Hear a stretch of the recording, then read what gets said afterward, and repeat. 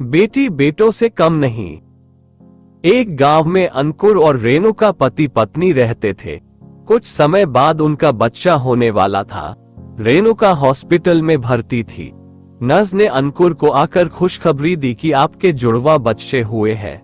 अंकुर ने कहा कि दो लड़के, लेकिन नर्स ने कहा कि एक लड़का एक लड़की।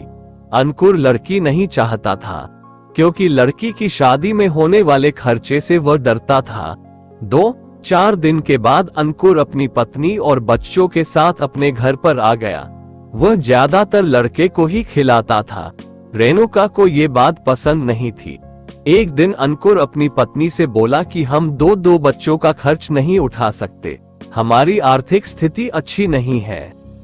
इसके अलावा लड़की की शादी में होने वाले खर्चे को भी हम नहीं उठा सकते, इसलिए हम लड़की को मेरे मित्र को सौंप देते हैं, जिसकी कोई संतान नहीं है। वह हमारी लड़की को हमसे भी अच्छे से पालेगा क्योंकि वो बहुत अमीर है। रेणुका ने अपनी लड़की को देने से मना किया, लेकिन अंकुर के कहने पर दुखी मन से उसने अपनी लड़की को अंकुर को सौंप दिया। अंकुर ने लड़की को अपने मित्र की बीवी को सौंप दिया। बच्चा पाकर वह बहुत खुश हुए। इसके बाद समय बीतता गया। अंकुर अपने लड़के को अच्छे से पाल रहा था और उसकी हर इच्छा को पूरा करता था। लड़का जब 20 वर्ष का हुआ तो उसने अंकुर से बाइक दिलाने की जिद की। अंकुर ने अपनी बीवी के गहने बेचकर उसको बाइक दिला दी। कुछ समय बाद उसने अपने लड़के के लिए खेत बेचकर एक दुकान खुलवा दी, जिससे वह कुछ कमाने लग गया। फिर कुछ समय बाद उसकी शादी भी करा दी। शादी के बाद अंकुर के लड़के का व्यवहार बदल गया। वह अपने पिता से बोला, आप मेरे ससुराल वालों को ताना मत मारा करो। रोज रोज वह किसी बात पर अपने माँ बाप से झगड़ा करता था। एक दिन उसने अंकुर और रेणुका दोनों को उन्हीं के घर से निकाल दिया।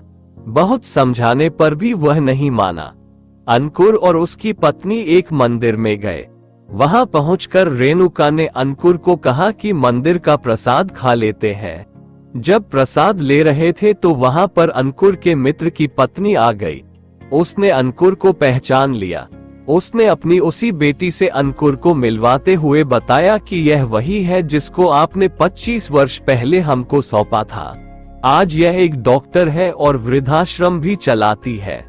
अंकुर और रेणुका अपनी बेटी से मिलकर बहुत खुश हुए और उनने अपनी सारी बात अपनी बेटी को बताई।